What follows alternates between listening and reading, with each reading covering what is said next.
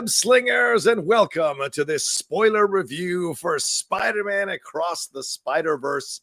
Not part one anymore. It's just Spider-Man Across the Spider-Verse, Beyond the Spider-Verse will be the one we get next year. But we are here to do the spoiler review. We're missing one person with us, so I'm going to wait till that person shows up from the multiverse until we do our official intro. But for now, we should introduce ourselves. For sure, I am the outlaw John Rocha, writer, producer, and host here on the Geek Buddies.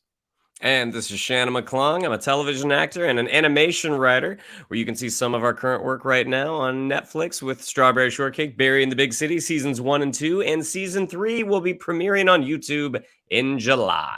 Nice, absolutely. And apparently we've got internet issues with our third person. He's probably glitching, but he will be here in just a couple of minutes to join us. That's right, Michael Vogel will be joining us. He's also a writer, producer, and a host, I would say, as well, Shannon, of the show for sure. And we're going to jump into everything. We're going to spoil the hell out of this movie. All three of us went and saw it again today in some version and enjoyed seeing it again. And we're ready to break it down and talk about everything. So this is a spoiler review. So if you have not seen the movie, this is where you turn this off, go see the movie, then turn it back on where you left off, and enjoy our conversations about it. See if you agree or disagree with our points of views on it. Or if you don't care about it, have it being spoiled, you're one of those tough ass mofos, then stick around because we're going to break everything down and talk about it.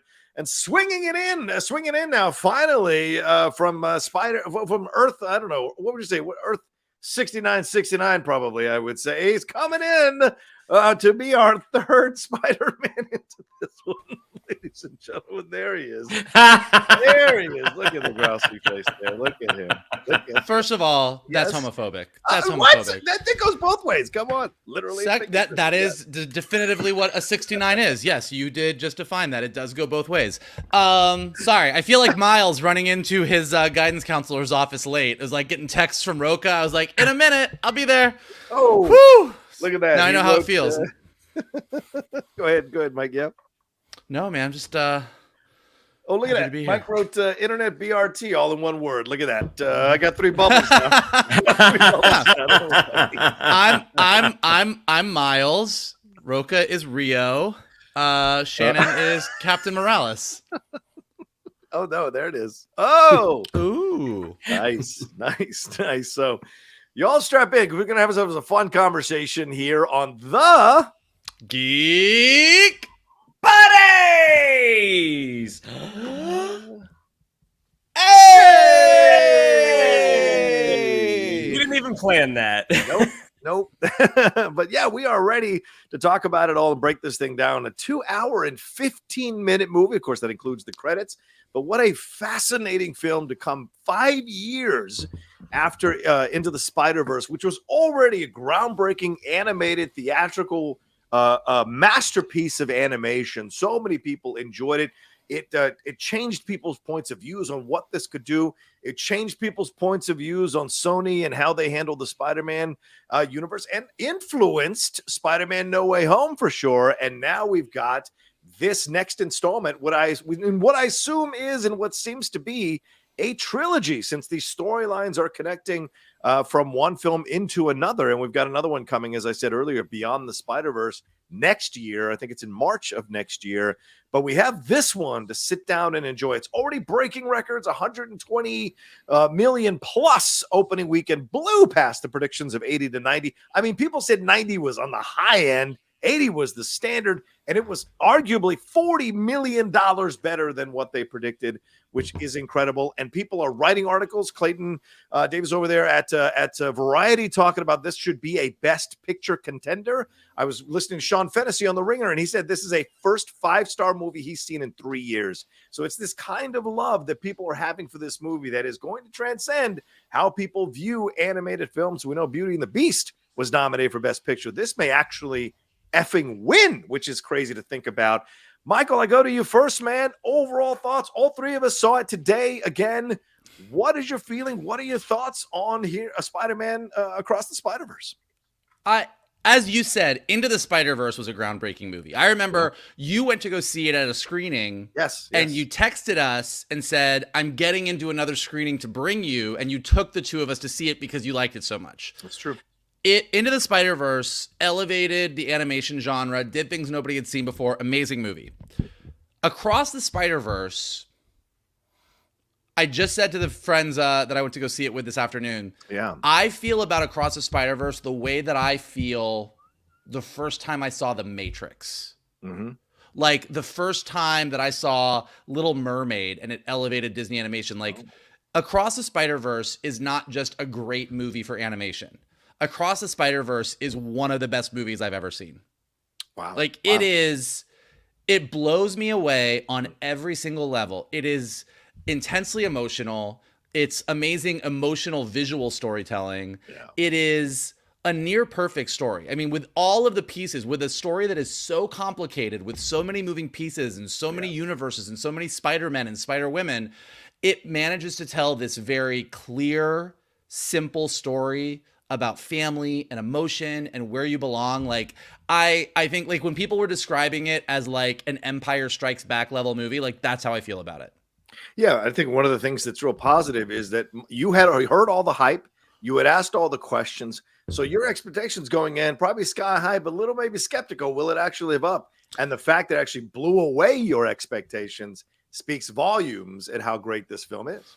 When we did our ranking of the Spider-Man movies this week on Geek Buddies, and I put Across the Spider-Verse as my number one Spider-Man movie before seeing it, I was right. There you go. All right, Mr. McClung, your thoughts here on Across the Spider-Verse overall? There are movies that you see it the first time, and you're like, man, that was really good. And then you see it the second time, like, that was really, really good. And you just go see it more and more. And one of those movies that happened with this was Into the Spider-Verse. Because hearing all of the praise and adulation for it, I was kind of like, okay, good. Like, we're gonna have a good time. And I remember just being so surprised. Like, I knew it was gonna be good because folks that I trusted said how good it was. So I was like, I know it's gonna be good. And I was like, man, I really enjoyed that. And then I went and saw it again. It's one of those movies that I will go and see by myself again and again and again and again. And that will probably be the case with this one as well. There's so much to take in. I imagine whenever this is released to watch at home, that it's going to be a pause fest of trying to pick out every single little thing. And the way that they are able to go so broad with their comedy, but still retain the heart is it's one of those things that I'm like, I don't know how you do that. Like, it is so funny. It goes so far, but it still reins you in with this incredible emotional story of Miles with his parents, but also now Gwen and Captain Stacy. Now, I'm not at the point where I think it's better than Into the Spider-Verse. I think because this is the first part. It is the story is not complete. Like the end of Into the Spider-Verse, that theoretically that could have ended. Like they could have stopped right then. But because of the giant cliffhanger that it was left with, now by the time Beyond the Spider-Verse comes out, I might be singing a different song. But right now, I'm like, Into the Spider-Verse to me is still the best Spider-Man movie. Across the Spider-Verse is right below it. Yeah, I think obviously I agree with both of you in terms of the level of enjoyment you got out of this movie. And certainly for me, seeing it a second time, being able to sit back and really catch stuff, knowing we were going to do the spoiler review, I watched it with completely different eyes than I did the first time, which I always love to do. First time is always just, am I having a good time? What's standing out for me? What can I talk about in my review? Then when we're doing spoiler reviews, it's much more like, okay, let's go bone deep. What am I catching? What am I missing? What am I seeing here? The visuals of this, the subtle brilliance of the visuals throughout this entire movie, Shannon, I think you nail it on the head. It is one of those films that you are going to pause and try to catch every frame. What's in the frame? What's in the frame? This time around, I noticed that when Gwen is talking to her father after her father has pulled a gun on her, we see the spider eyes, the mask of the spider eyes appear over her shoulders. And I did not notice the first time. It's like, wow, it's fascinating because she's taken the mask off, but it's still a part of her. It's still a reflection of her speaking to her dad, and the fact that her own father would pull a gun on her again a second time, even after she's taken off the mask. there's a shock value that and a power to this. And this movie has so much heart. Absolutely. Certainly the relationship with Miles and his family, such a strong foundational piece of this entire thing. It's like that tree that Miguel was showing with all the Spider-Man. That tree, that base of that tree is definitely his love for his family and the connections that they have. But as you said, Shannon, getting more with Captain Stacy, more with Gwen, Miguel and his trying to makeshift a family and what that caused. You know, we saw Pravitr's family as well there in Mumbattan, seeing what that's all about. Jessica Drew, she's pregnant, alluding to her man. You know, we're seeing these family elements. We see Mayday show up there with her dad there, Peter B. Parker. So there's a lot of the family element that's coursing through this. The jokes are there. Everyone's making jokes, except for Miguel, of course. Everyone's making jokes. But that ending is no less dark and powerful. The stakes of that ending are super unsettling to see in a film like this. And the fact that they were able to do that balance throughout the whole thing is just incredible. So the story and emotion, as Michael said earlier, the emotional storytelling is phenomenal. And then you add in the different types of animation to reflect the world. Yeah. Oh, and Spot going into Spot's world, which has super darkness in it. You're just like, this is what an achievement to hit the right emotional beat every time throughout this whole movie. It just was astounding to see. Just real quick to let you guys know, first of all, please remember to subscribe to the channel down below. You know, we're trying to get to 50,000 subscribers here on the Outlaw Nation, aka the Geek Buddies. So please remember to subscribe and hit that bell button so you know when we're dropping things like this. Also, leave a comment down below if you're watching later. Hit a like now if you don't mind. And also, if you want to send in Streamlabs and SuperChat so you can be sure that we're going to read your question. Doesn't mean those are the only questions we're going to read, but if you want to be sure that we read your question, that's the way to do it. The Streamlabs address is pinned in the chats in the description of the video as well. Let's move on to the story elements of this. Michael, I go to you first. You're a showrunner. You know overarching storylines, you know, being on top of that in multiple episodes to make sure you hit that landing. What did you think of the story that we got here? Finding out that the thing they did at the end of the movie, of the first movie, Into the Spider-Verse, actually led to all the stuff that we're seeing now. Villains being pulled into different universes, which means Michael Keaton now. That's why he's in the Venom or the Morbius universe, I guess. But we're seeing all of that. But what goes on here with Spider-Gwen and what goes on with her dad, and then what it leads to with Miguel and what it leads to overall is that Miguel is essentially trying to set everything right that collider set wrong, and that collider also birthed Spot. And you find out that the guy who would become Spot is the guy who brought the spider over that bit Miles, and Miles is an anomaly here. And then we see the darkness of the last few minutes with Miles in the wrong universe and seeing himself as the Prowler. Craziness, almost like Luke going into that tree and seeing himself as Vader. So your overall thoughts here as we come to the story of this film.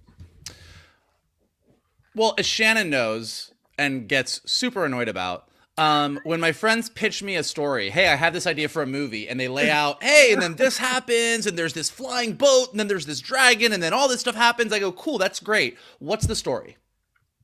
And to me, what is the story means what's the emotional story.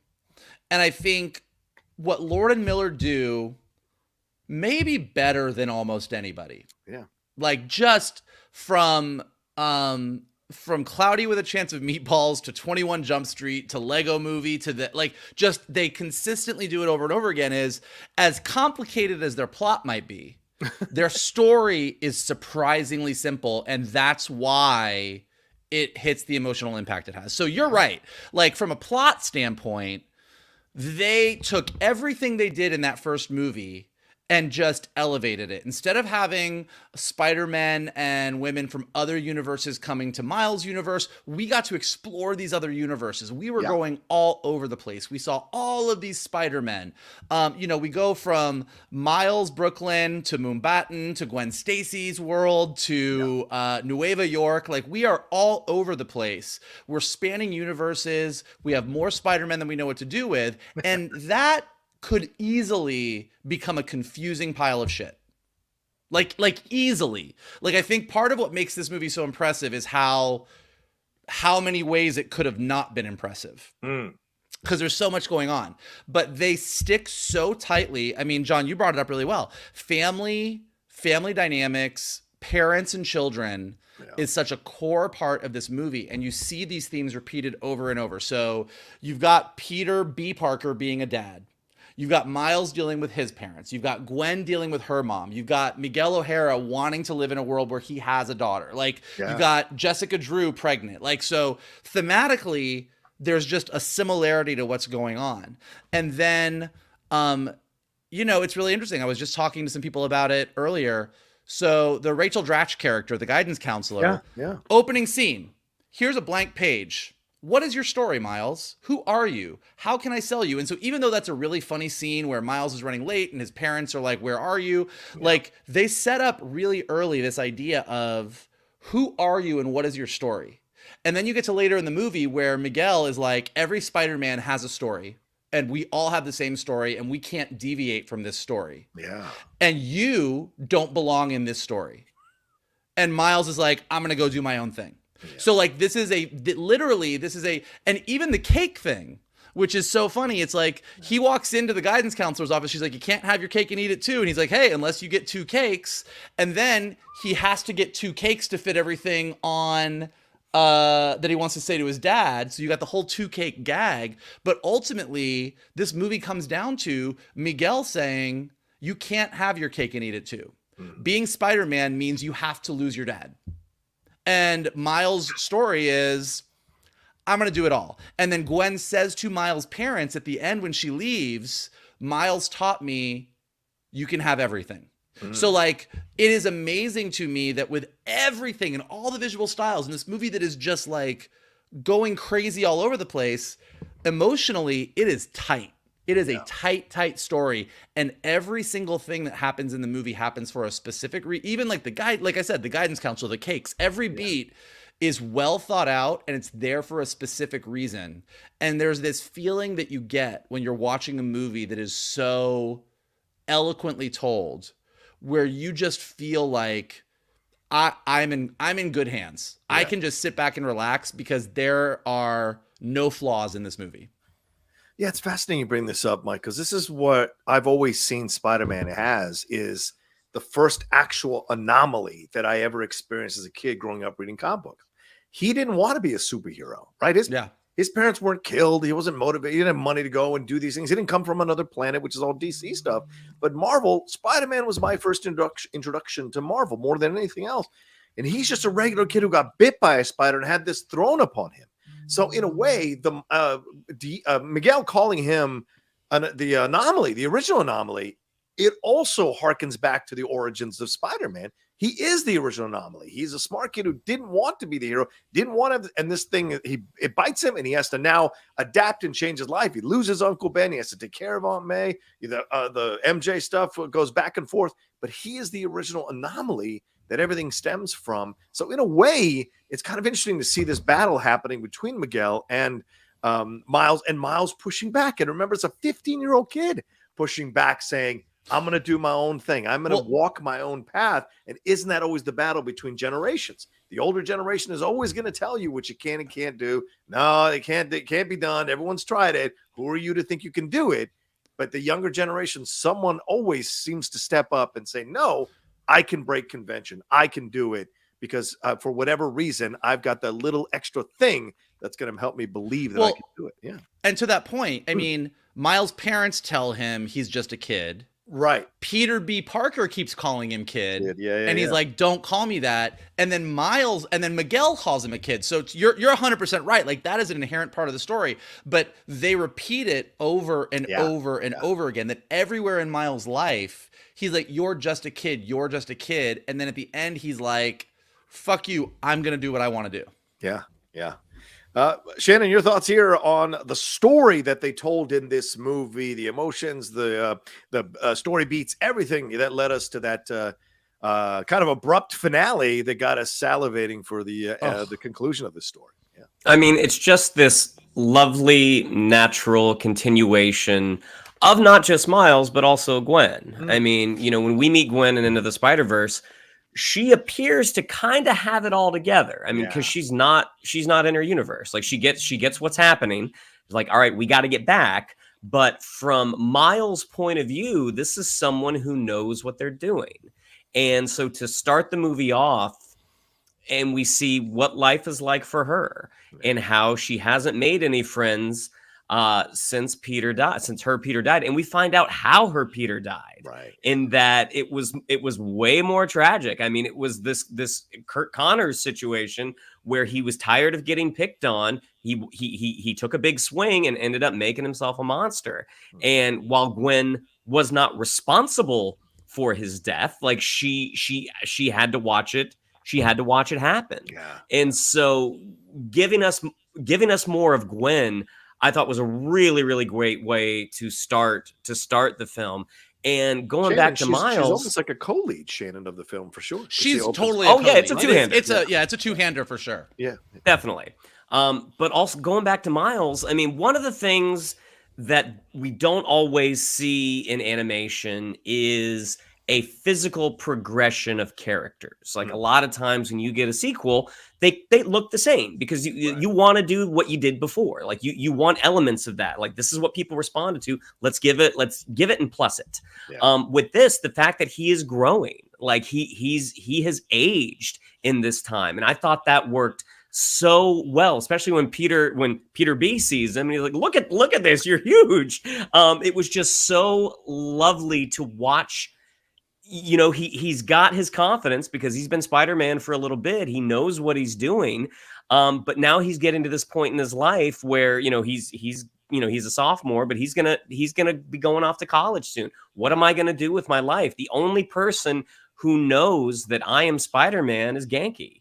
Right. And it doesn't seem like Genki, he doesn't want to get too involved. Like, it's very clear he ain't Ned. Yeah. I am not going to be the guy in the chair. I'm not calling the authorities to say there's a bad guy over there. That's a slippery slope.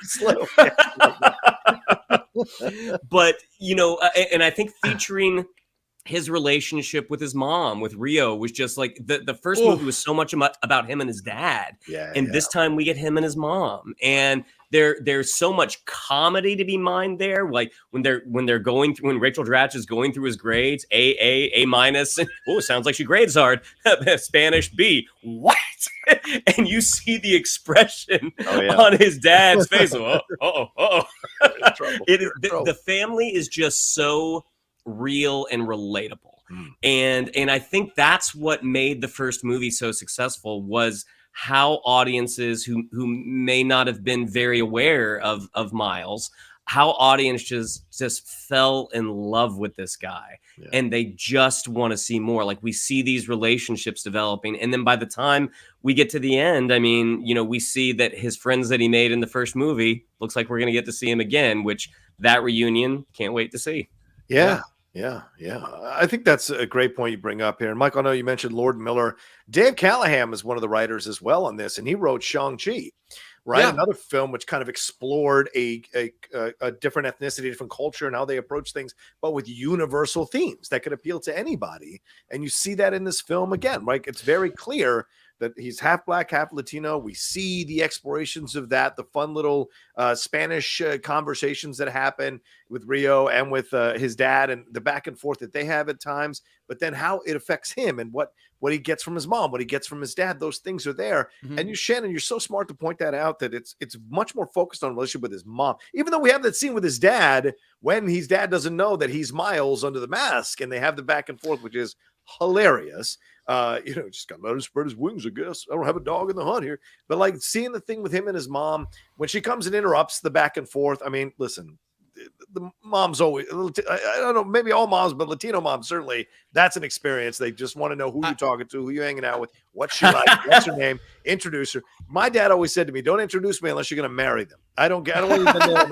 But my mom was like, I want to meet everybody you date. So you have that moment. So it's really sweet. But then when Gwen takes off, that back and forth between him and his mom, I cried all through that scene, both times. Both times, because you know that scene. You felt that scene. And him, you know, she's saying, I'm smiling, but you're still grounded. You are still grounded. He's like, and it makes sense, because in the first one, he's trying to find his voice. And that's a dad thing. That's it. With a young kid, it's a dad thing most of the times. This one, he's leaving the nest. And that's more of a mom thing most of the time. So I think it worked to have that balance in these two films, to have the different parent take center stage. Doesn't mean the other parents still didn't have stuff to do and connect with it, but center stage here. And then when we get to Gwen and her dad, that is really chilling what happens there, man. It's beautiful and it's sweet, but it's also chilling. Like that opening, she can't tell him, she kills Peter. And you're right, Shannon, we just saw snippets of that in the first one, and it's presented to us as, let's tell you my story. And it's more kind of zip. But here, now we get into the beats of what happened. We see Aunt May was there with her dad and with Captain Stacy, and they were hanging out, having dinner and stuff. So there's a very strong relationship there. Ned's the bully in this universe, which I think is hilarious.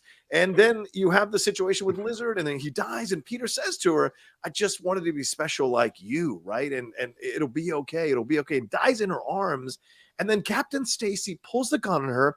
Then she pulls the mask off, and he still pulls the gun on her.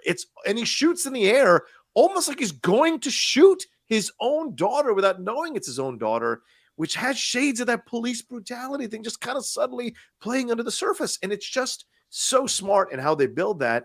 And then we go all the way out to Miles is a 15-year-old kid. He has a crush on a girl. Of course, he might follow her or whatever. And you can have feelings about that, but he follows her and gets involved in the situation, shouldn't get involved in the situation, then has to get brought in front of the older adult, and that is Miguel.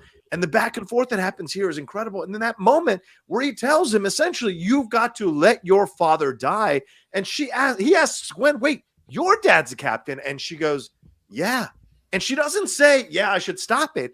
She's essentially saying, yes, I've accepted that I've got to let my father die, which is insane. So just having all of that be a part of this, and Miguel pushing past this, Miles pushing past this and telling Miguel, no, I'm going to walk my own path. No, I'm going to do this thing. No, I'm going to find my way out of it. And I'm going to show you is so powerful because Miguel is caught up in this cycle of trauma. And he's convinced all these people that if they don't let this cycle of trauma continue, the whole universe is going to explode or blow up or whatever. And so we don't know if that's true or not, just because it happened to him. And how is the Spot going to play into all of this? Because let me tell you, we haven't talked enough about it, but Spot's part in all of this is fantastic. You talk about character progression from the geeky kid who is geeky guy who's just trying to steal money out of an ATM with bread coming out of his body, and the fight he has and trying to be the nemesis. And we're all thinking the same thing. Like, come on, guy, you're not his nemesis. You're a geeky guy. You're a villain of the week. And we all agreed with that.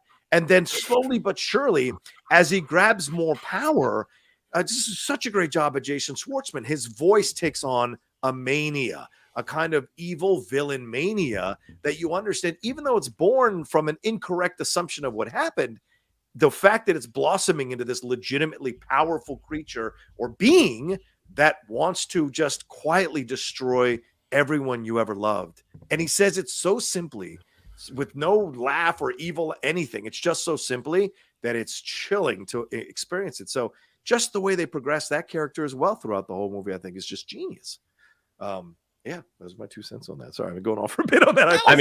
That was 25. That was 25 cents. That was 10 cents. 10 cents.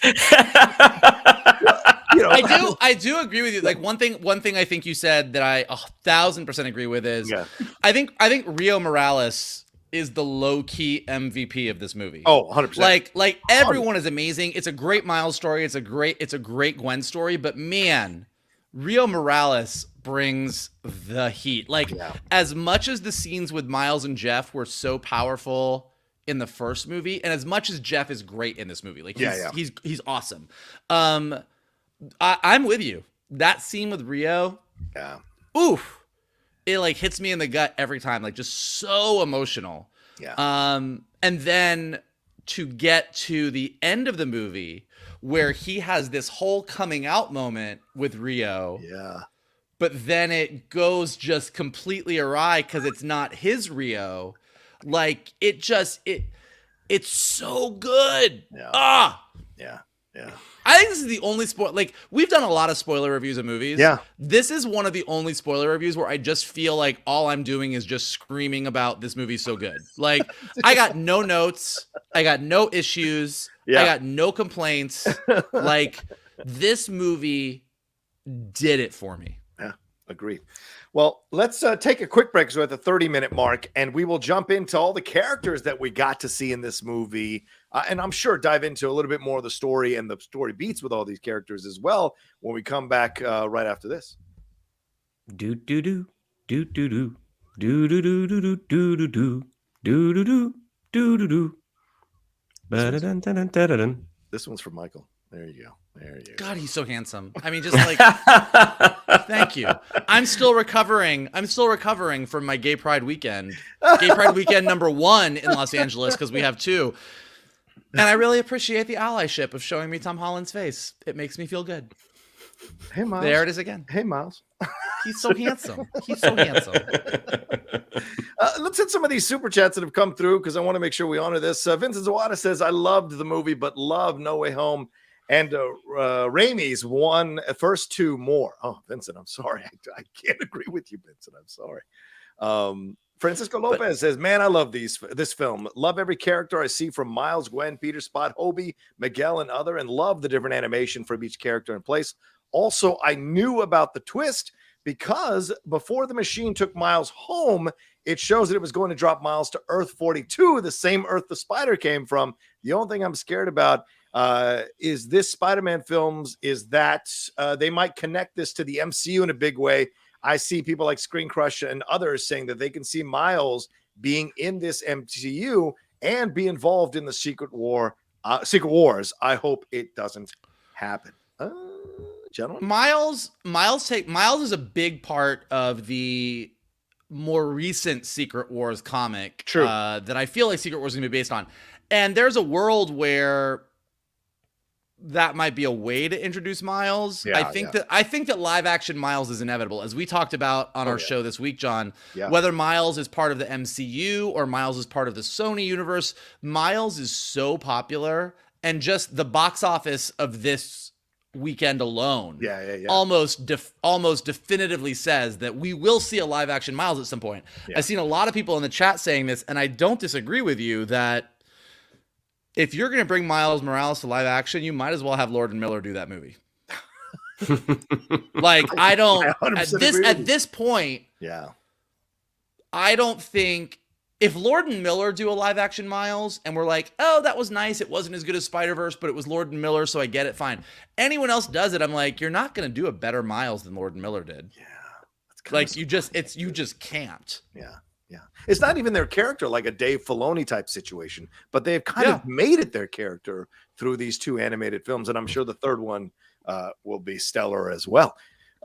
Gabriel Schaefer says, I just want to know why Miles glitched in U42 if his DNA matched that universe. Shouldn't he have glitched in his original universe? Science me, gentlemen. Well, so wait. So Miguel O'Hara, who designed these spider machines, because he's so tied to the canon of the spider universe and the giant web that connects them, which Miles called a Spider-Verse, which is way better than Miguel's name. Obviously, what he is going to be tracking in the machine that he designed would be the spider bite, because that is the thing that connects them all. Therefore, it is the spider DNA, not the human DNA, that is important. Thus, the 42, as opposed to the, is it 1610 or 610? I can't remember. But that is your comic book science lesson for the day. It is the spider bite DNA, not the DNA of the human. Thank you for coming to my TED Talk. Professor McClung? Professor Counter? Agreed. Oh, nice. Good to see you concur. Good to see the previous comment. Yeah. It is funny, and I do love this about movies. When a movie tells you what it's doing, in a way, there are a lot of people, I think Screen Crush said this, the previous comment said this, if you're smart and you're paying attention, that screen straight up says Earth 42. Yes, straight up. Yeah. I was so into the movie and just like on the ride that it didn't even occur to me. So I didn't realize that anything was weird until I saw Rio Morales' eyes. Right. And I was very confused as to why she had green eyes. Oh, good. And then I was like, oh, okay. But like they did it. And actually in seeing it the second time, like Miles goes into his bedroom, nothing is the same. That's all a great of the posters point. are different. Like the fact that they were brave enough to go, we're just going to put it out there. Yeah. And we're going to trust that the audience is on the ride. And if they realize it, they're going to be like, I know what's going to happen. But if they don't realize it, like I was in and I was like, oh shit. But I love that they didn't go out of their way to try and fake it. Yeah. But we should have known, Shannon, that they were in the wrong universe when he had Roy Kent's poster and Keeley's poster up on his wall. That should have been the giveaway. Okay. Just throwing it out. He does like blondes. Dave Hornack said, just supporting the best show and group of geeks on YouTube. Thanks for going live to spoil review this great movie tonight. Oh, thank you, Dave. Thank you. Thanks, Dave. Yeah, it's a very kind donation, Dave. Let me hit some of these Streamlabs too. I want to leave people. Ambling Soul, Cheryl, hey, she says, just the Geek Buddies I was looking for. There were some comic book issues that were displayed to break up some of the chapters of the film. Were those real comic book covers or were they made up for the film? Ooh, made up for the film, okay. But many of them done in the style of those comic books. So like when Miles meets Miguel and it says Spider-Man 2099, Miles whatever. Well, I don't remember what but like the art style is done in the art style of the Spider-Man 2099 comic book. So they did a really good job of, even though they're all just sort of made up for the moments that are hitting the story beats, making them feel like they were real comic book covers of the era that character or that storyline was coming from. Yeah, absolutely. And here's an example of that. There you go. That's the original one. I have this one.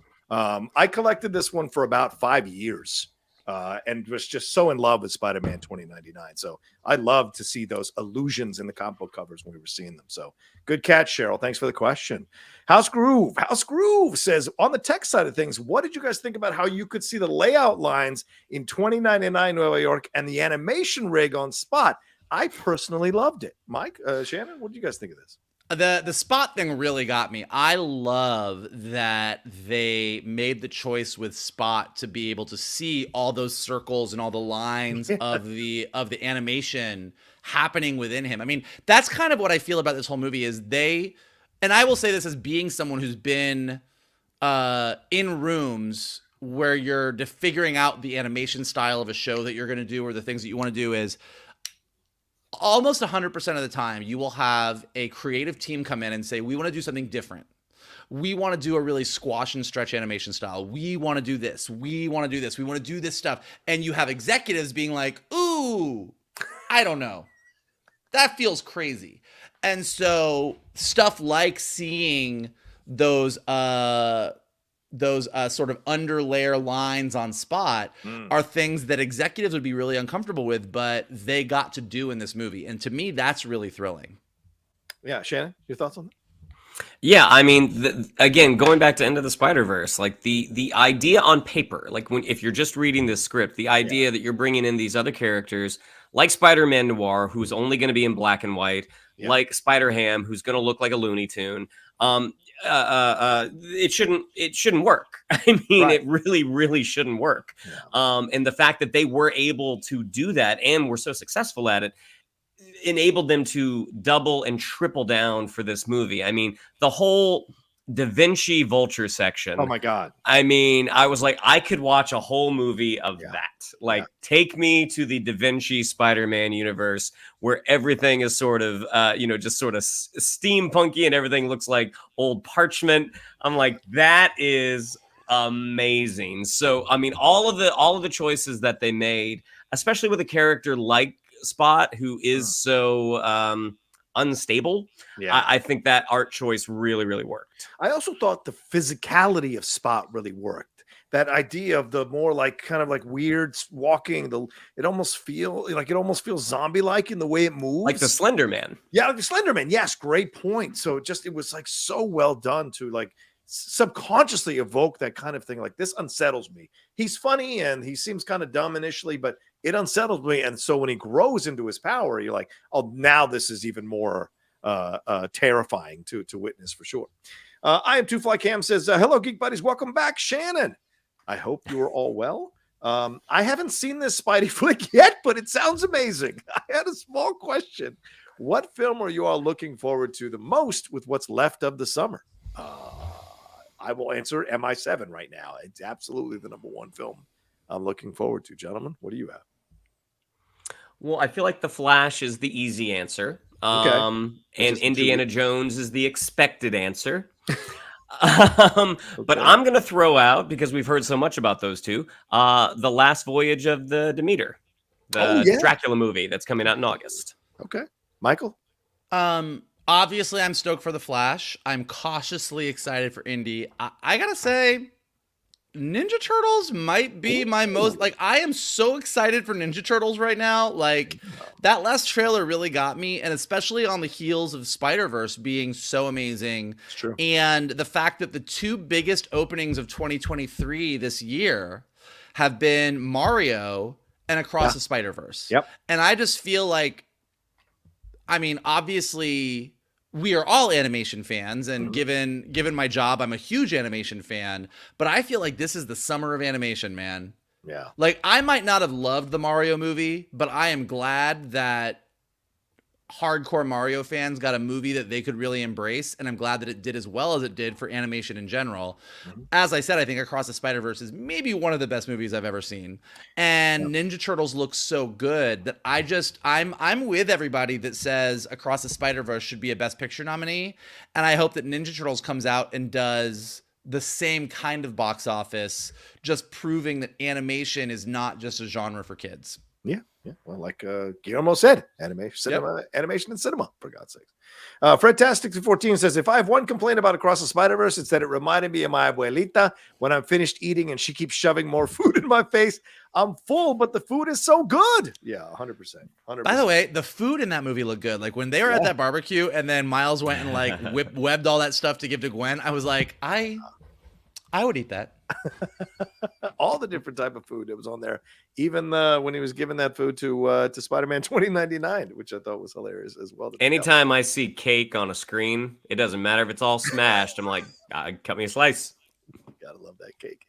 Well, let's move on to these characters here, gentlemen. We got a bunch of new spider people and spider creatures that came into our purview as we were watching the movie. We'll get to the acting and we'll get to that in just a little bit, but I want to hit the different spider people that we got in this. As we mentioned, Spider-Man 2099, Miguel O'Hara being introduced, the one Spider-Man that doesn't rely on jokes. He's a completely different Spider-Man. He is actually an anomaly in the world of Spider-Man, which is really interesting. By the way, he doesn't have jokes, but he is very funny. Like, I just want to, like, he's funny in a different way. Sure. But when he says to Peter B. Parker, I've had the right amount of you, and walks away, I was like, God, that's like, and just his annoyance with the other funny Peter Parkers, or his annoyance with Spider-Punk, like, Oscar Isaac gives a low-key hilarious performance for a character that is not funny.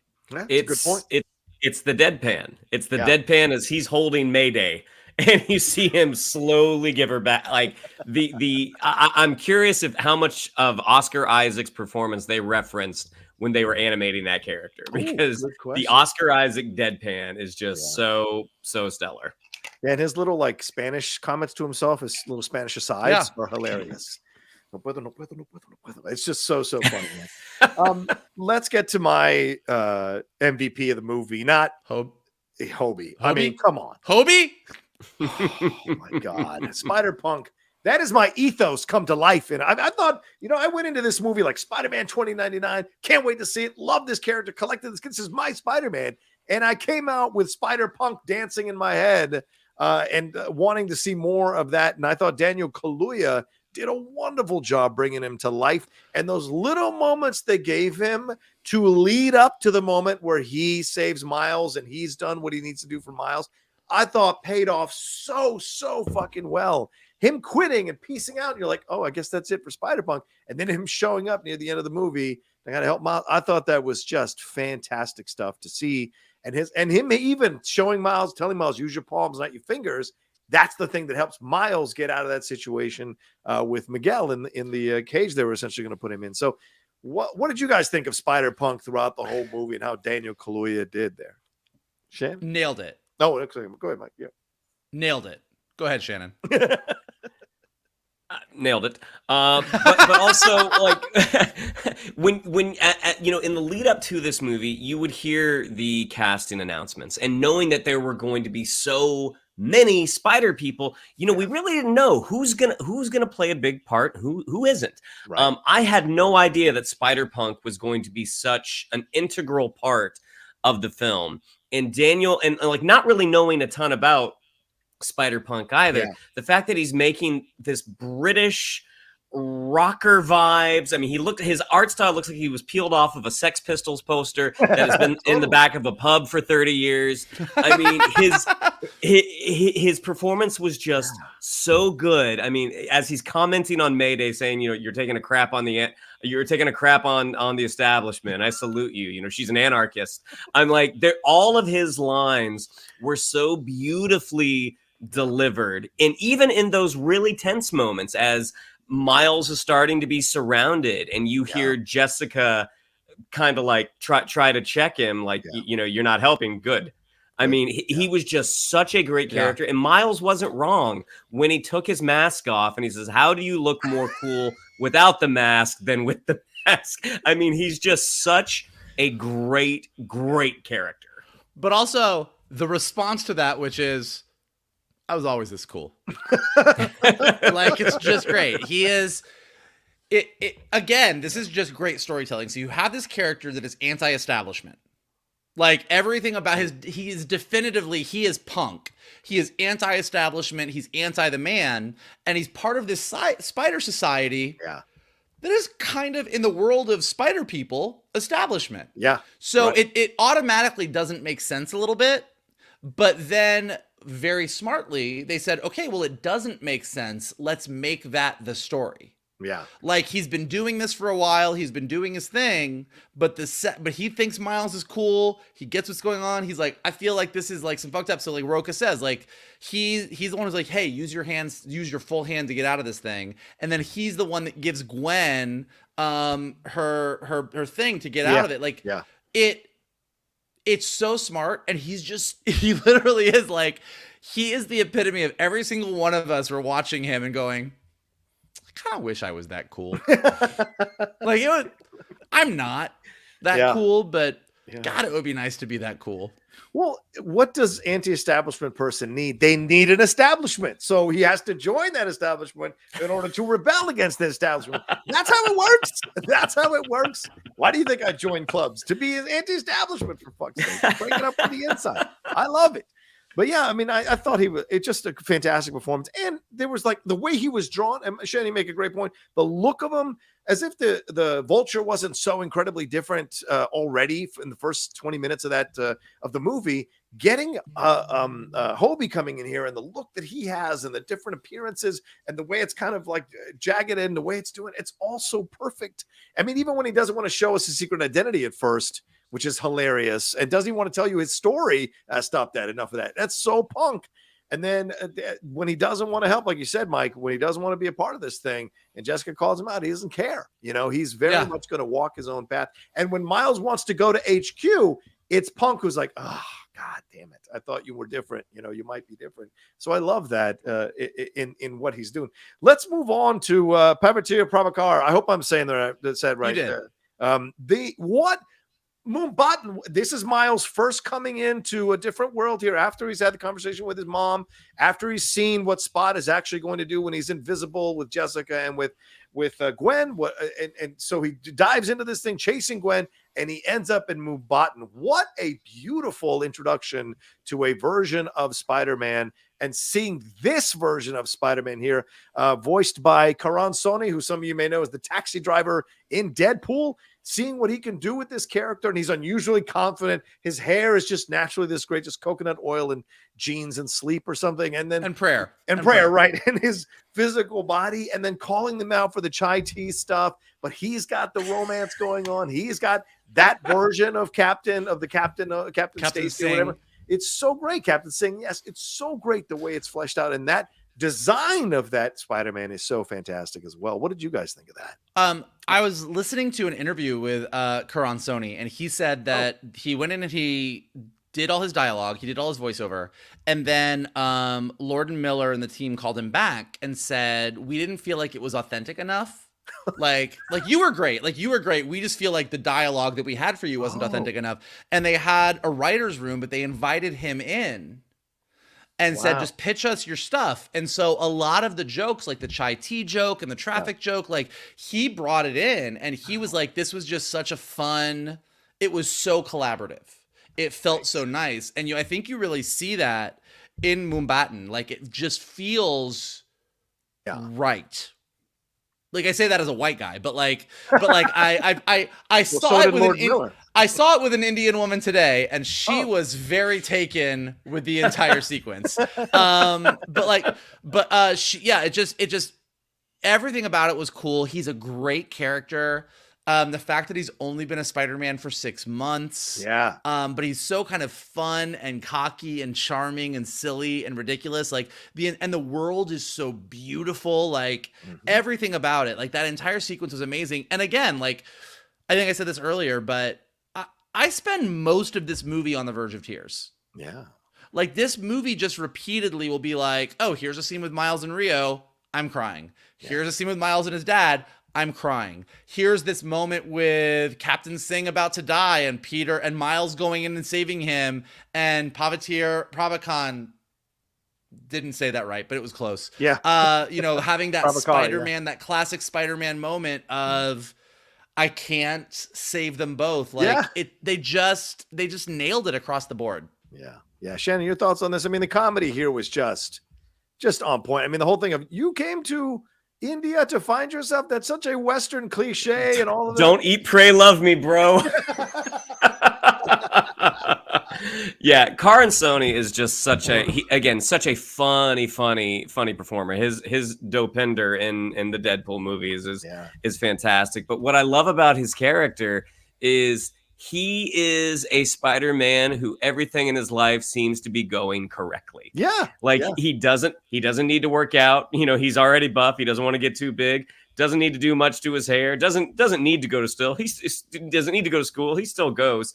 The only thing in his life, the only sort of real obstacle is Captain Singh. Yeah. And Captain Singh is the one who is saved at the end. I mean, the performance was just so funny, and as you all already talked about, the art, just the design of Mumbattan, just so gorgeous. I mean, so just epic in its design, and so many of those the culturally specific humor that we like, again, as us not being of an Indian background, and we're like, we get that this is funny. And I think I saw someone in the chat, like folks who do have Indian ancestry.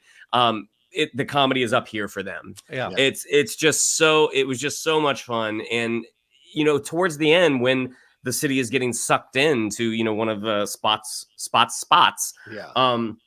It also gave us one of Spider-Punk's best lines when he says it's a metaphor for capitalism. I mean, Spider-Punk has the best lines. I agree. 100%. 100%, man. They're just coming out. Also, really quick in the chat, to Jermaine Smith, Lord and Miller didn't have the Confederacy take. That was Benioff and Weiss. That was Benioff and Weiss. Nice just so we're clear on writing teams. Benioff and Weiss, we don't love after season 8 of Game of Thrones and their Confederacy take. Lord and Miller, they're still cool. Yeah. Come on, Jermaine. Do a little research, brother. Do a little research. Let's move on to Jessica Drew. Issa Rae delivering another wonderful performance, either behind the mic or in front of the camera or behind the camera. Issa just doing a wonderful job with her. And this is I think this was a character that's created specifically for Across the Spider-Verse. There was a Jessica Drew, obviously, in as a Spider-Woman, but this is a newer version. This is a new version made just for the film, and I think it works so well. I saw people get upset that she's pregnant. What a dumb thing to be upset about. And she's pregnant. She's doing this thing, and people are so upset about this nonsense. Why? But I don't know, because they need something to be upset about. Because I think most people are upset about stuff because they have a pampered life. That's my belief. And you see this kind of thing with her, and then her wanting to be a mentor for Gwen. She advocates for Gwen to be on the team. And then later, she's the one that's like, I told you, if you didn't catch him, that I wasn't going to be able to help you against Miguel. And sure enough, she sticks true to her word. But she does see what Gwen does there with Peter's parent, or with Miles's parents. She does see what's going on here. So has more of a circumspect. And she's the one that looks down when Gwen says, we're supposed to be the good guys, before she's sent into Peter's world. So, Miles's world. So, gentlemen, your thoughts on the design of Spider Woman here, Jessica Drew, and the overall performance and what she had to do here in the movie. Shannon, go ahead. No, go for it. I think Issa Rae did an amazing job with not a lot. Like compared to Hobie and compared to like so many other characters, this Jessica Drew doesn't have a ton of lines. Right. No, true. But what Issa Rae is able to get out of those lines is so good and just defines this version of Jessica Drew so specifically. And you're right, John. Like she is Miguel's ride or die. She is on Team Miguel. Yes, she is there. And she knows when to push him, like she does at the beginning at the Guggenheim when she's like, look, I know you don't want her involved because she's too close to the anomaly, but she's in a spot and she's the one that gets Miguel to let her in. But then very next scene that she's in, she tells Gwen, she's like, look, if you fuck up again, I don't got your back. Yeah, I can't help you. And she just has... Yeah. She's such a well-defined character for having such a small part. Like that's the thing that I think is really great about her is that you just get who she is. Yeah. And I think that she's going to have a really, really interesting role in Beyond the Spider-Verse. Oh, yeah. Like they've set her up so well because she is that character that you're like, you've given us enough that we like her. I think that most people you're like, I don't agree with Jessica Drew. Yeah. I agree with Miles and I agree with Gwen and I agree with team let's go save Miles, and Jessica Drew's on the other side. But I think that her turn or her arc, whatever it's going to be in the next movie, they've set it up so solidly that wherever they take it, I trust that it's going to be really satisfying. Because you're right, John. Like we see her at the end, she does look down when Gwen says we're supposed to be the good guys. And then she sees what Gwen says to Miles' parents. So where she goes in this next movie, she's like a linchpin character. Yeah, and you can't ignore that she's a black woman and Miles is a half black kid. And so there's a sense of connection to that. Him being a black kid is connection to that and what that means. And, and all of that. And then you got Hobie, who's black as well. You got those connective tissues, a little older than Miles. How does that connect in terms of that culture and what we're going to in that? So I'm so curious to see how that's going to go down with her. And look, as we're talking about this, it occurs to me this word anomaly. They're all anomalies. She's pregnant. He's a punk. She's the Spider-Gwen that's different than everyone else. You've got Miguel is the one that's like this big guy, doesn't make any jokes. Miles is an anomaly. So every single one of even Peter B. Parker bringing his own toddler. You get mad about a pregnant Spider-Woman. You got to be mad about an actual toddler being involved in, as someone put here in the Spider-Man Battle Royale. I mean, it's absolutely true. So there's so much of all of them that make them anomalies. So it's going to be interesting. And I think it is going to be Jessica who turns the tables on Miguel and makes him stand up and notice. It's not the first time a black woman has stopped a megalomaniacal male from taking over a situation. Shannon, your thoughts on Jessica Drew and how she did in the film? Yeah, I should have gone first because you guys already took everything. Oh, sorry. Sorry, but no, I mean, I was going to say she is the definition of a supporting character in this one. But by the end of the film, you can tell that she is going to have a larger part to play, I imagine, in screen time, but also in terms of how the story lays out.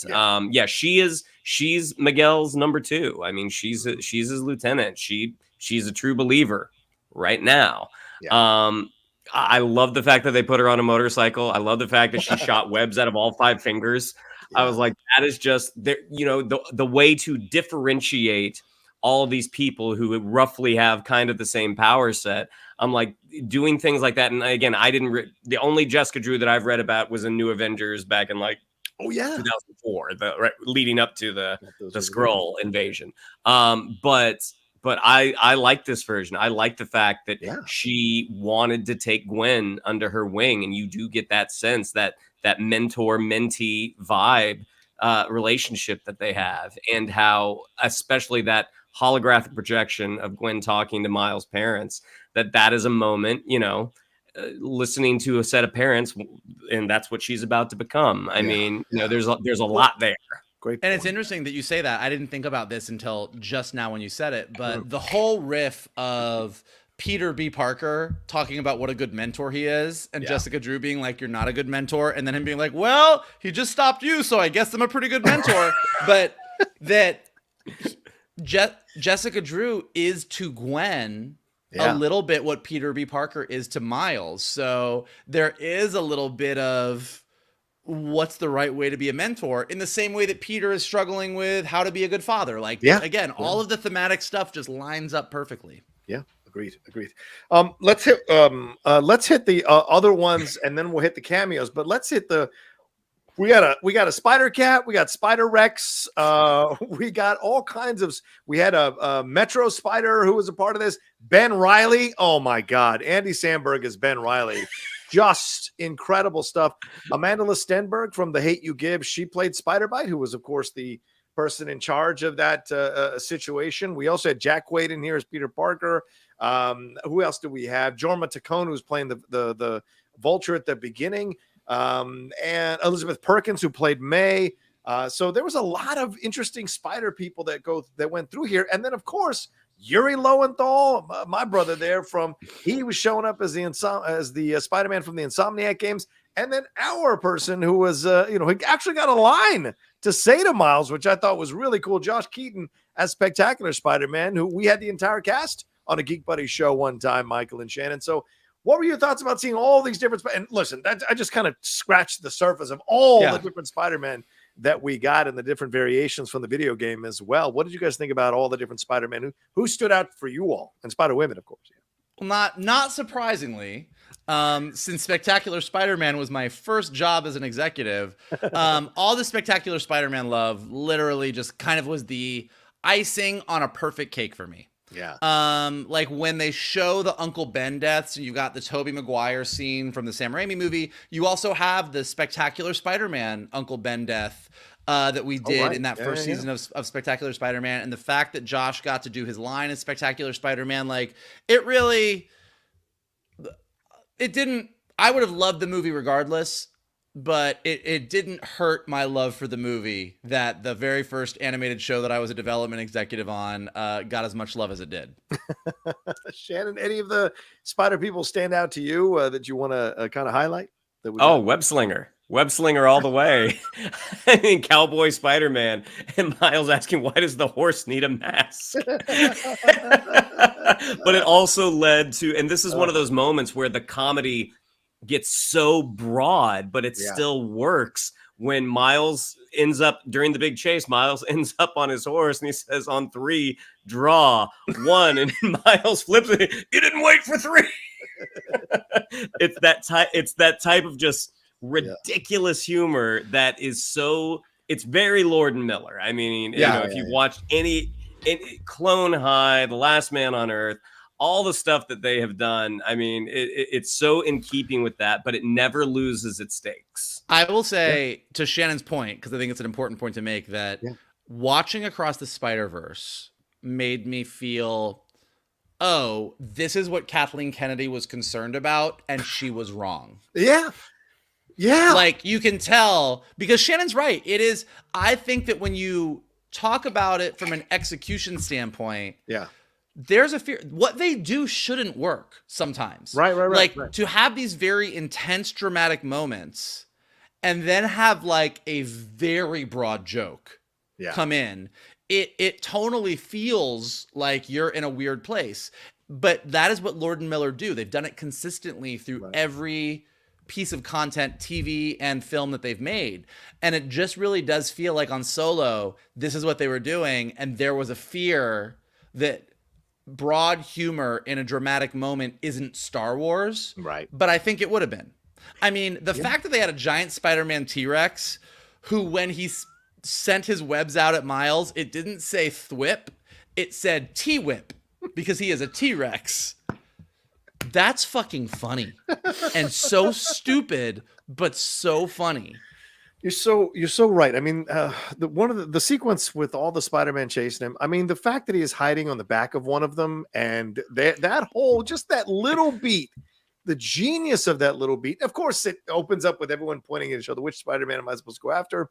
And then when they turn and see, and then Miles is on the back of, and you see Miguel running in the distance. He's behind you. He's behind you. And the guy's turning around going, "Wait, I don't see." And he's feeling behind himself. I mean, it just, all of that is absolute genius in how they were laying that down. Yeah, I agree. But Ben Reilly is the one. Jesus Christ, man. Ben Reilly was. Yeah. Shout out to my boy Coy Jandra, who's a big fan of Ben Reilly, talks about Ben Reilly all the time, is a big Ben Reilly stan. I've never understood that because it's such a stupid storyline, the clone thing with Ben. And I remember reading those issues and I was like, this is dumb.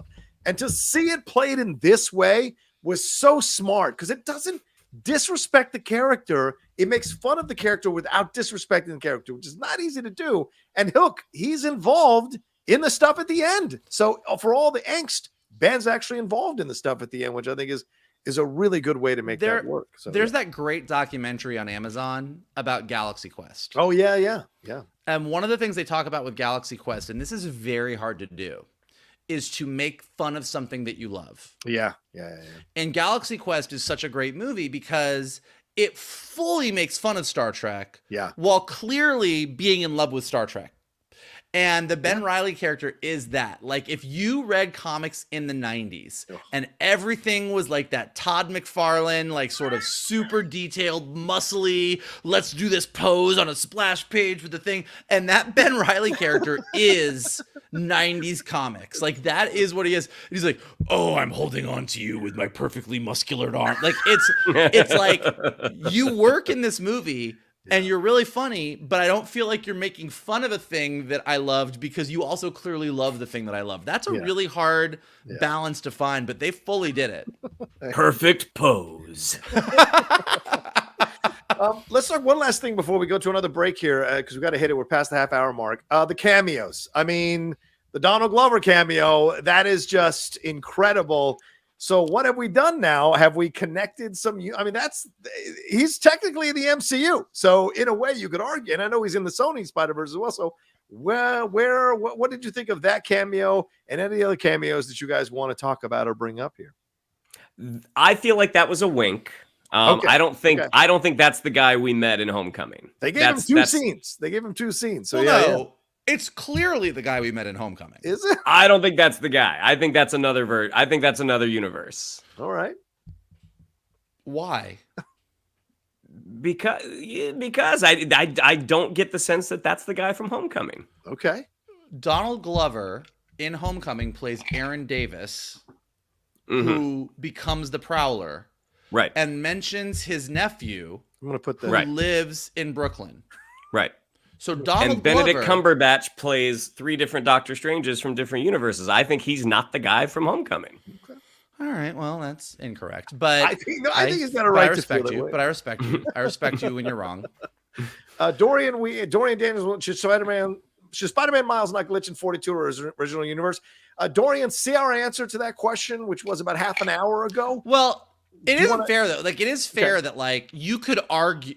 It worked because dramatically and storytelling wise, it's the moment that Miles realizes for sure. Like, it's a very clear visual indicator, like, you're not in the right universe. Yeah. You could argue that if the DNA of the spider is within him, maybe he would adapt to that universe. But I think for the purposes of the storytelling, to be super, super clear, it was smart that they did it the way that they did. Agreed. All right, let's take a quick break. And when we come back, we'll hit some more of these Streamlabs Super Chats and jump into some of these animation styles as we get close to the wrapping up our review. So if you want to send in your Streamlabs or Super Chats, do it now. And for those of you who are watching and you haven't subscribed to the channel, please hit that subscribe button right now and hit that bell button so you see when we're dropping all the content we do here, including these surprise spoiler reviews that we do after these big films come out, so you can hang out with us and talk about it. We'll be right back right after this. I lost it. Was that supposed to be the Spider-Verse theme? I was trying. It didn't work. I mean, I heard it. I'll give you that I heard where you were going, even if you didn't get there. Up here, it was perfect. All right. Jay West says, I saw the movie 3 times this weekend. My main issue with the movie is the sound of the dialogue. Did you guys have any sound issues at your screenings? I have to say, this has become a thing on the internet. I've seen it twice. I had no problems with any of the sound of the dialogue. So I don't know what happened there. Gentlemen, did you have any issues? I had it at 1. Oh, you did? Okay. Yeah, I saw it at a Prime theater first, an AMC Prime, and I did have I had some difficulty, especially with Hobie. Really? Okay. I really had to strain to listen. Then I saw it in IMAX today, and everything was perfect. Yeah, I've heard that this is an issue. I will say, I saw it AMC IMAX, Regal IMAX. Both times I was fine, but I do think that at the beginning, in the whole sequence with Gwen and the Vulture, and with Hobie, there were moments that like I could hear it, but I strained a little bit. And I think that depending on the theater you're in, there's something about the sound mix. I think this is just a thing that's going on.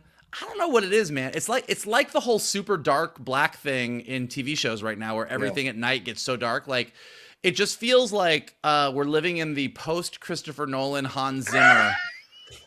Let's just really give you a soundscape that maybe sometimes is a little too much. You're saying we're in a post. He's essentially the spot. His tenant is the spot for our sound and our visuals. Let me hit some Streamlabs as well. Oh, yeah, here we go. Here's a nice spice. Says, what percentage does Across the Spider-Verse have a chance of getting a Best Picture Oscar nomination? Well, look, we're in June. And if we're in June, I think it has a very high percentage. If all of these established critics are saying this in their reviews, then I think it has a very good chance, myself personally, of being nominated. Doesn't mean that the voting bodies are going to vote for it, but I think it has a very strong possibility. Certainly, a Golden Globe's in play. Certainly. When we got out of our Saturday viewing, my first viewing at the Grove, I talked to everybody that I came out with, and I said, I feel so when I came out of Everything Everywhere All at Once in January of last year. I said, I know it's January, but I think this might be the best picture of the year. And I know that it's not the type of movie that gets nominated. I know that it's like so early that the Academy is probably going to forget about it, but like, fuck, man, that was good. And then we got to the end of the year, and like that movie held on. People were still like, it was good. And I have the same feeling about this. Like, I love animated movies. There's a ton of animated movies that I go to that I'm like, man, that should be a contender. But this one, I think it has the special sauce. I think it might make it. Shannon, what are your thoughts? I think best animated, absolutely. It's 100% winning. It's going to win. Yeah. Best picture, it could happen. I could see it. I wouldn't be surprised if it didn't, though. Yeah. Despite the fact that everything that we saw on screen, it certainly deserves it. Yeah. I look at this as something like Mad Max from Fury Road. I'm like, this is not the normal thing that you would think of with the Best Picture nominee. Yeah. But it is certainly deserving. But I don't know, man. I could see some bristling over it getting a nomination. Oh, of course, from the stuffy ones. The Jim fan says, Across the Spider-Verse reaffirmed with me that Andrew Garfield's Spider-Man went through the most pain and suffering. Homie had 4 canon events, LOL. His parents, Uncle Ben, Captain Stacy, and Gwen all dying. You would think that second movie should have been better than it was, given the fact that that's true. Like, and again, Johnny and I talked about this on our main show this week when we rated the movies. Like, one of the reasons that Spider-Man No Way Home is so good to me is Spider-Man No Way Home handles Amazing Spider-Man's Gwen death better than the movie where she died. Yeah. Like, Amazing Spider-Man 2 is garbage, but Andrew Garfield's feelings about losing Gwen in No Way Home, gold. Yeah, 100%. Shannon, anything to say on that? No. Makes sense. Okay, all right. Sorry, I was reading the chat. No worries. Doug Developer, what's up, Doug? Good to see you. He says, hey guys, absolutely love the movie. I was in a diverse theater screening where the Latino audience laughed boisterously at Rio's lines. Yeah. However, the film didn't add subtitles. John, do you mind translating some funny lines you remember that she said? Oh, damn, I don't remember some of the funny lines. I mean, when he said he got a B in Spanish, she was like, oh, hell no. Like, that's you're gonna go back in.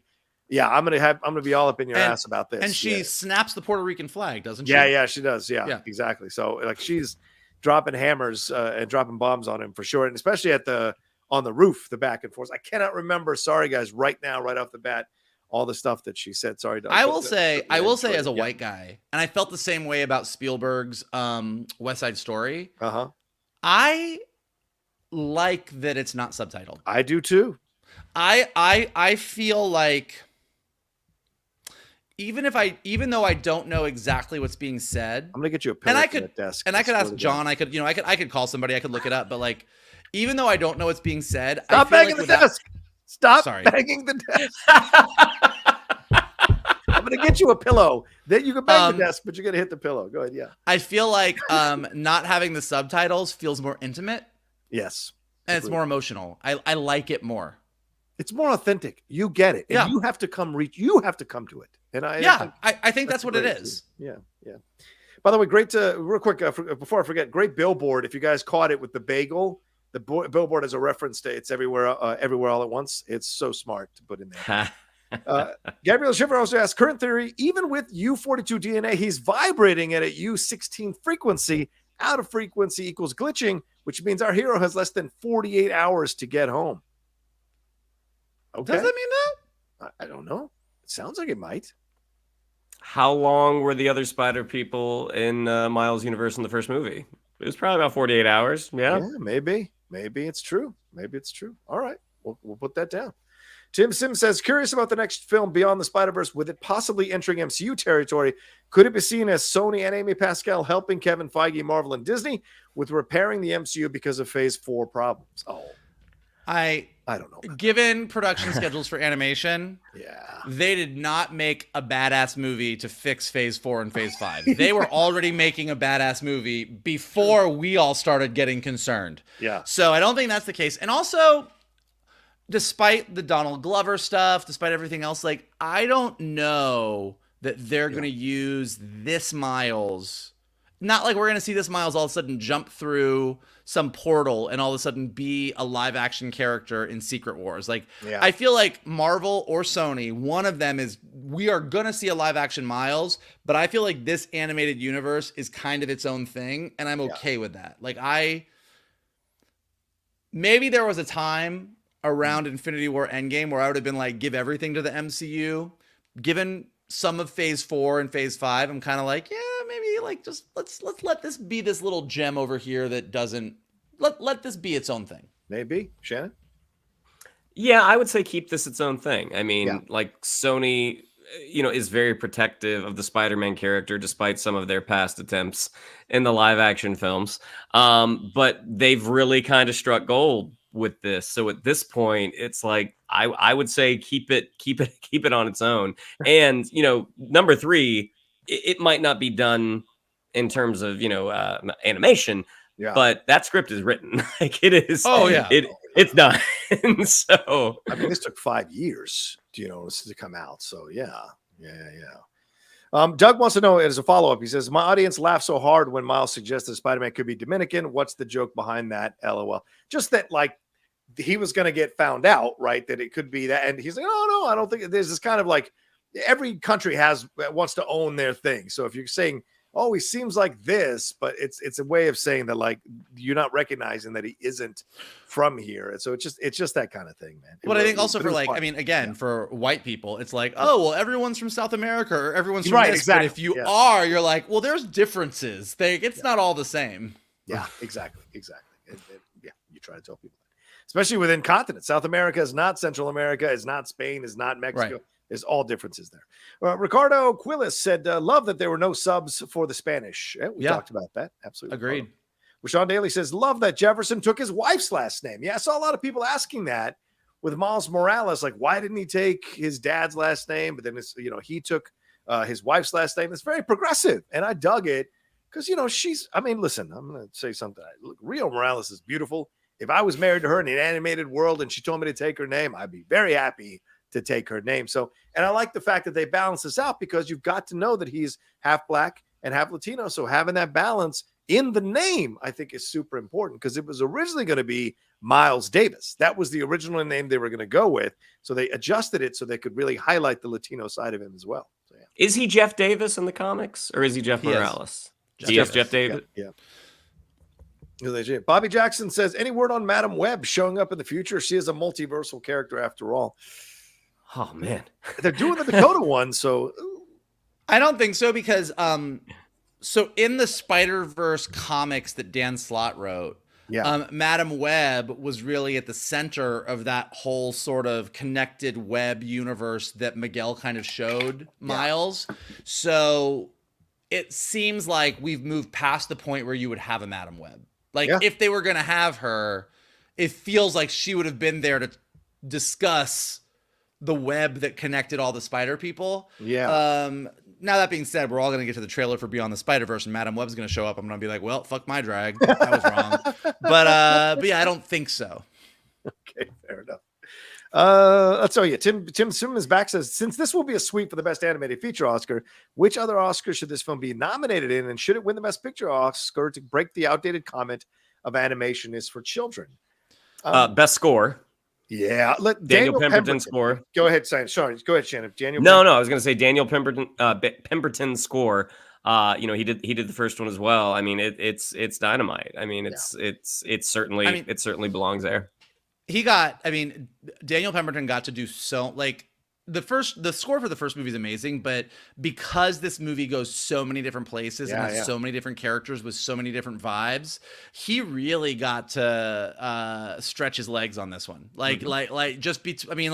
Moonbatten doesn't sound like Nueva York. Hobie's theme doesn't sound like Miguel's theme. Like there's definitely a continuity. Like there's certain themes from the first movie that continue on musically in this movie, but this movie gets to do musically what it gets to do visually as well. Yeah, I would agree with that as well. Especially that opening scene with Gwen fighting Vulture. The music cues there are incredible, man. It's like I think the track on the soundtrack is Guggenheim Assemble. That's the Gwen, Miguel, and Jessica fighting the Vulture, and it's a bop. It's a bop, you guys. Samir says, thank God, I only have 9 months until Beyond the Spider-Verse drops. That's true. March of next year. Ooh, and then Chris Taylor says, where was the 90s animated Spider-Man? I was watching Screen Crush, so I'll give them credit for it. Yes. That they went through on their spoiler review, and at the end of it, they kind of went through and named as many Spideys as they could. And in the Spider headquarters, I do think 90s Spider-Man is in there. Yeah. Just not as featured as some of the other Spider-Men. Well, there you go. All right. Rashawn says, Jarrell Jerome from When They See Us is Miles G. Morales, and he's Black and Dominican. Oh, there you go. That's interesting. I didn't fully realize that it was a different voice. Interesting. Okay. Shout out to Metro Spider-Man as well, who was Metro, the actual artist. So it was nice to have him be like, hey, there's no way out. Oh, my bad, y'all. There is another way out. All right, let's take another break real quick, and then we're going to jump into some animation styles as we wrap up the show here. And if you want to send your Streamlabs and Super Chats to make sure we answer interview questions about the movie, now is the time to do so. It's also the time to subscribe to the channel while we're taking a quick little few seconds break. Do, do, do, do. Yeah, that was close. That was pretty much it. I had to go from full chest to falsetto. It doesn't sound right, but the notes were correct this time. Let's give a big shout out. We haven't even mentioned them. We're an hour and 20 minutes in this review to the directors, Joaquim Dos Santos, Kemp Powers, and Justin K. Thompson, all making, from what I understand, their feature film directorial debuts with this movie. And god damn, is this a calling card on so many levels for all three of them to do this. Shannon, I'll go to you first. I usually go to Mikey first. I'll go to you first on this one. What did you think of the direction overall and the action sequences that we got that were directed by them, from the opening to the battle sequences in Moonbatten to what we get with Spot, and then to that final sequence there on the train and everything with all the different Spider-Men and Spider-Women and Spider-Creatures chasing Miles? Just the creativity in all of it. I mean, opening with the Vulture, opening with a character who is so displaced in the universe that's being presented to us, And even though, Gwen makes comments like, really, you had a blowtorch? You're made of parchment. I mean, just seeing the creativity there. Spot is the one, that first fight that he and Miles have that continues when Jeff gets involved. I think the Spot action is probably the most impressive for me when you're using a character who is Nightcrawler like, in that there's a teleportation, even if it's just a limb.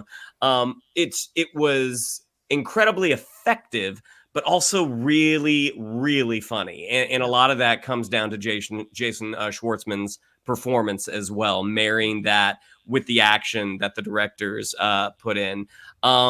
A lot of this action to me is like right out of Avatar and Korra. I mean, some of the angles, especially at the end when it's Miguel versus Miles on the train, that moment where he's kind of, he fastball pitches him and, takes him down on the train. I mean, it's just so effective. It's just that edge of your seat type of action that you're looking at.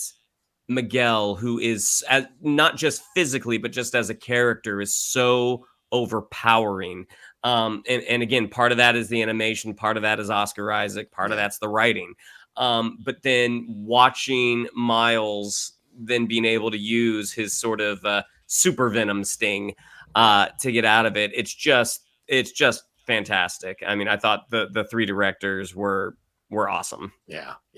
Michael, you've obviously work with directors in depth and doing animated stuff. So what were your thoughts as you were watching this film roll out, and especially an animated film over 2 hours, by the way? I mean, their ability to keep us entertained and thrilled and end on such a quote unquote Empire Strikes Back moment, effectively making us look forward to the next one.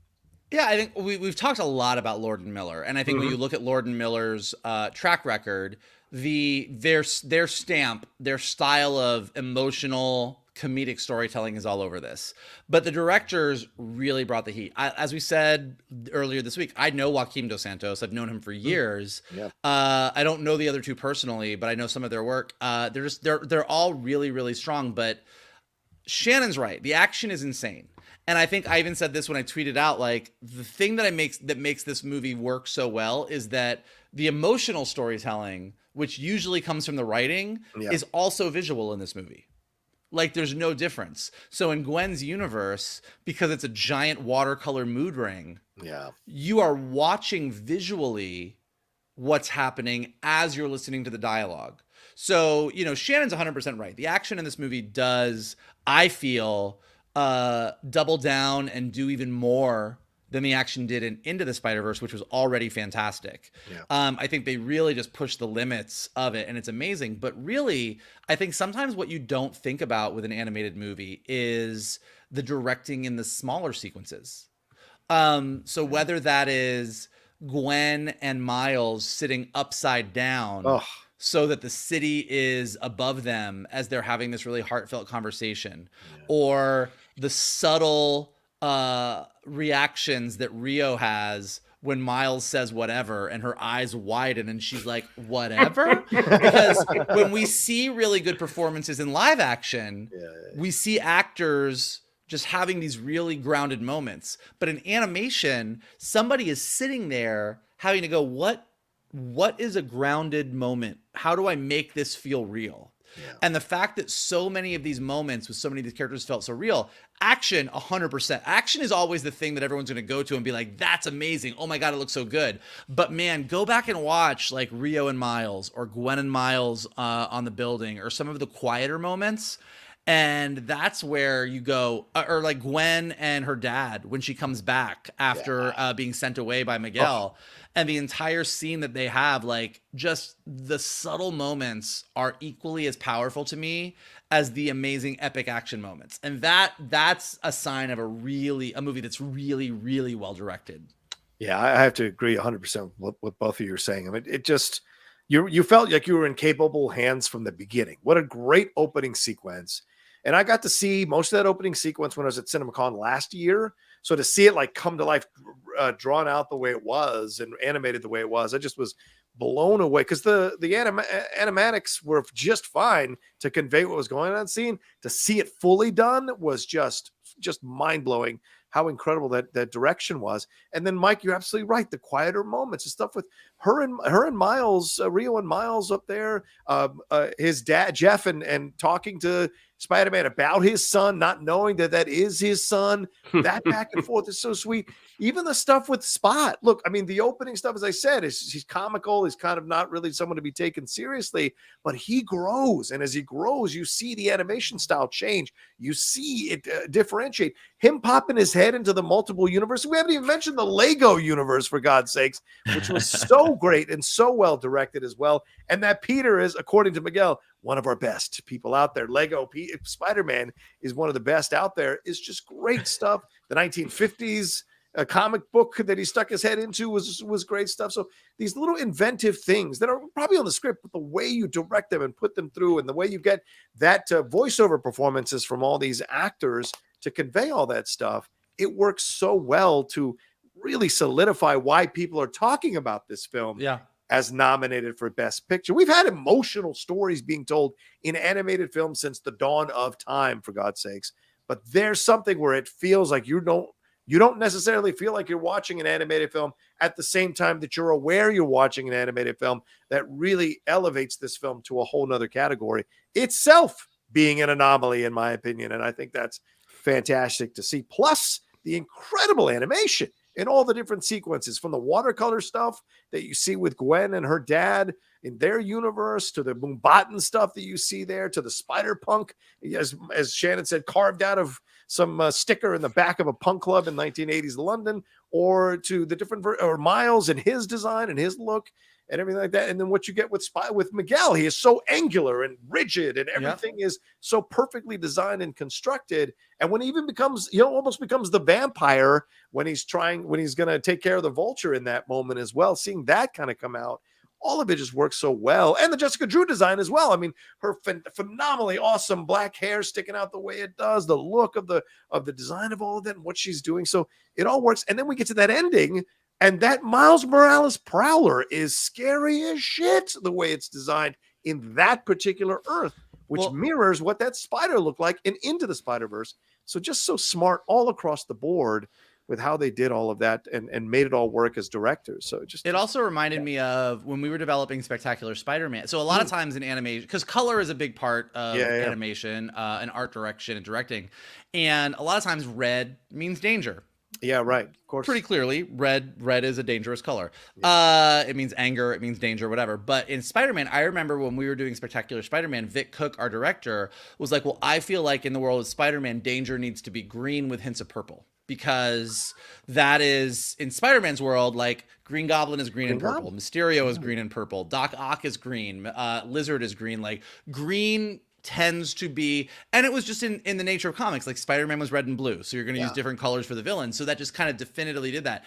And when Miles gets to Earth 42, everything is green and purple. Rio's eyes are green. Like, so there's just this, the Prowler is purple. So there's just a natural, like, it feels dangerous in a very Spider-Man specific way, which I think was another amazing choice. Yeah, agreed. Shannon, any more thoughts to add on that? I mean, when they get to Earth 42, just the moment when we get the return of Mahershala Ali. Oh yeah. I mean, and it's like it's the guy, but it's not the guy. Like he's just slightly different. And we get the sense from Rio that things aren't going well. Yeah. And as she's saying, like, she's picking up extra shifts as he gives her some money, and that moment of he's like, hey, your family. And that's on the heels of Miles seeing his uncle and just embracing him. But and I guess this is more to the directing, as he's walking past, and that slight under his breath, like, we got to roll. And you get the sense like, oh no, this guy is bad news. There was I think maybe it was Heavy Spoilers who said this, but it's an interesting thing about Spider-Man, and I think, again, this is what makes, to me, Across the Spider-Verse sort of the definitive, like, it's the best Spider-Man movie, is that Peter Parker doesn't have a dad. Right. And Peter Parker loses his father figure in Uncle Ben.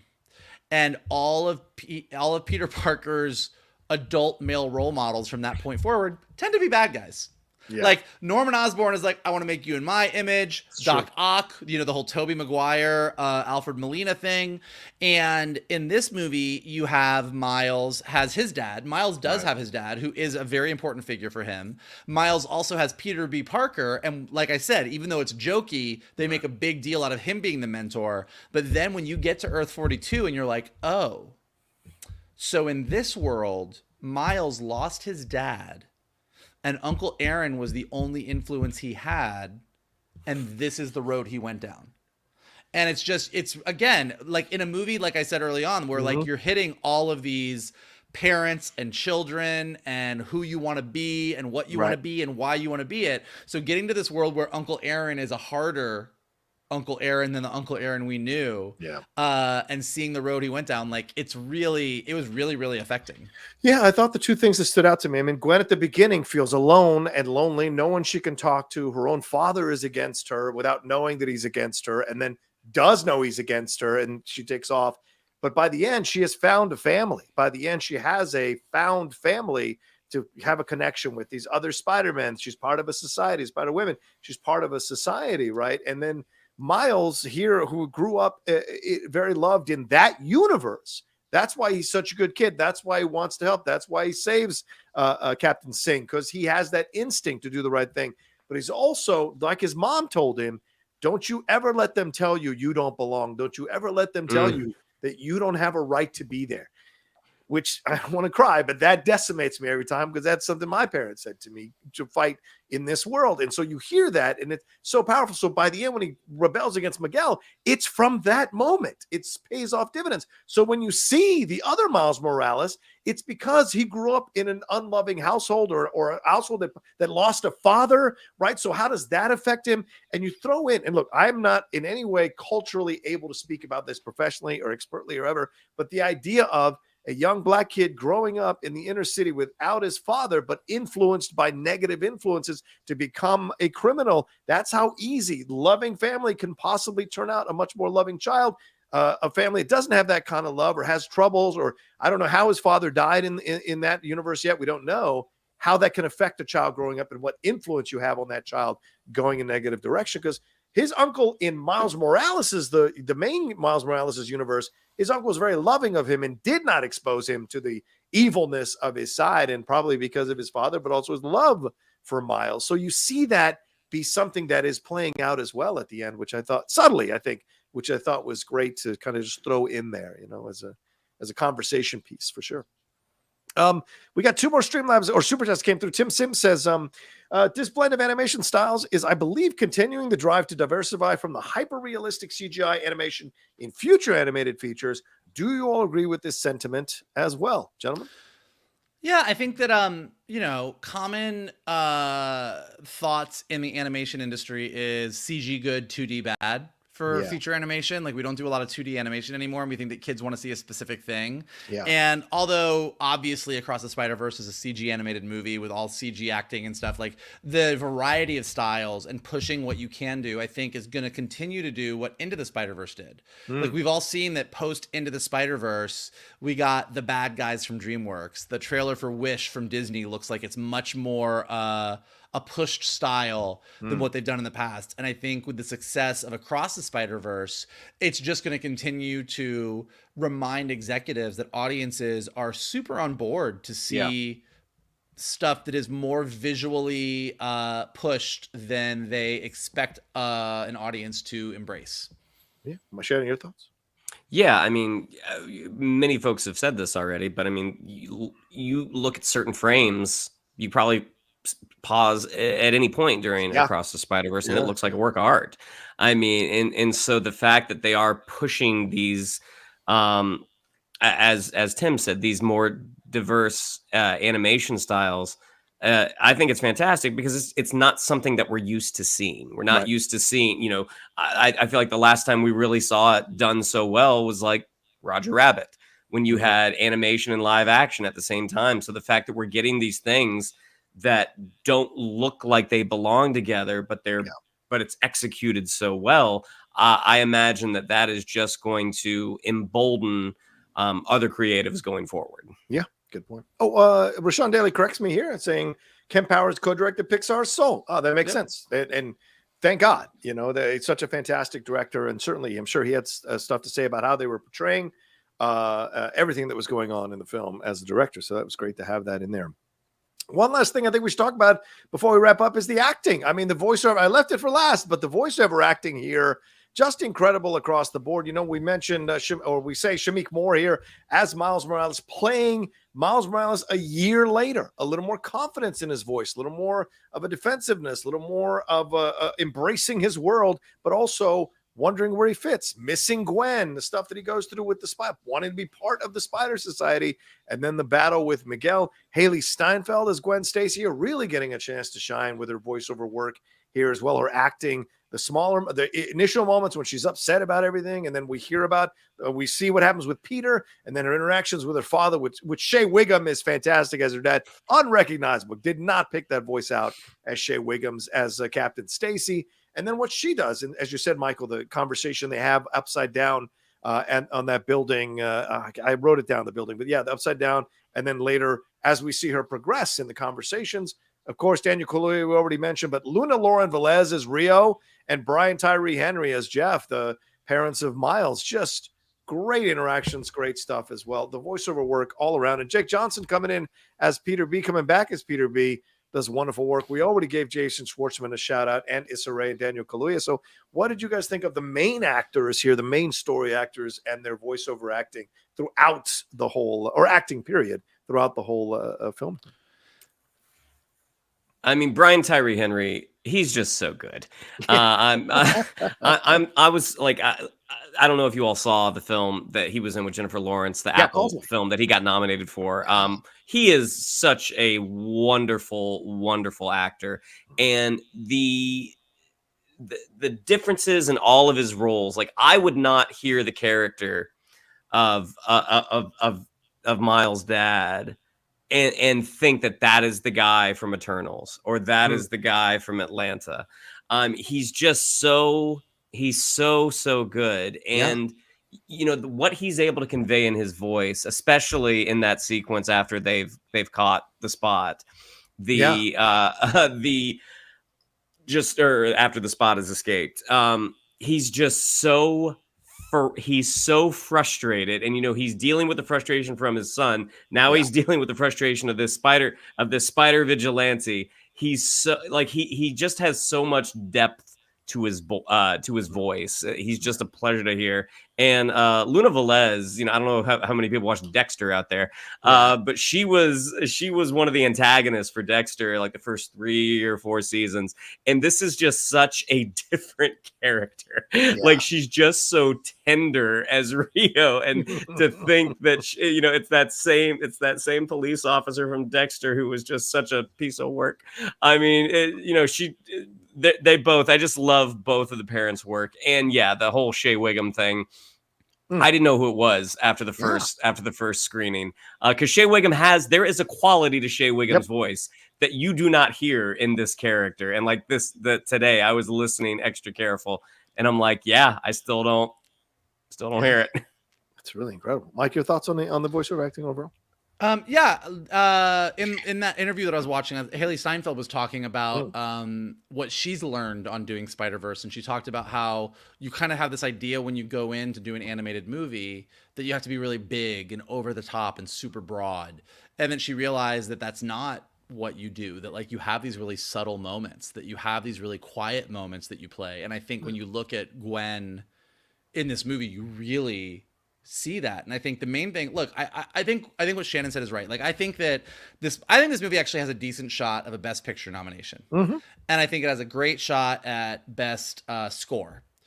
I don't think that any of the actors are going to get nominated, and I think that's a shame. Because I think that the work, like Shannon said, Brian Tyree Henry, Luna Velez, like across the parents, like just across the board, the emotional performances that these actors brought to these roles is a huge part of what makes it work. And the fact that they're doing the same amount of character work. They're doing the same amount. The only thing they're not doing is they get to show up in sweatpants. Yeah, They're not in hair and makeup, and they love it. Yeah. But like, aside from that, like, they're really giving 100% to this and finding those subtle moments. And the fact that the Academy doesn't recognize that, I feel like, is a shame. Yeah, that's something we talked about all the time when Yuri Lowenthal and I hosted a podcast, 2 versions of the podcast all the time, how we wanted to destroy this myth of voice acting being different than acting, because that is such a perception.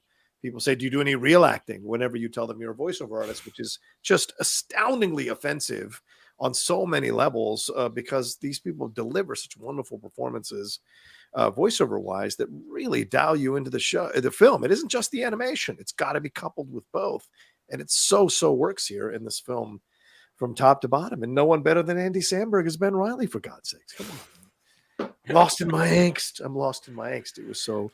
Oh, that was a particularly rough memory. Oh, and I do want to give one shout out. Ziggy Marley as Lenny. Of all, I didn't know. How the hell do you even think to cast Ziggy Marley as Lenny, the convenience store guy? I couldn't even believe it. But the interactions there are so perfect, just so well done. So what an odd place for Ziggy Marley to show up in, for God's sake. It was hilarious.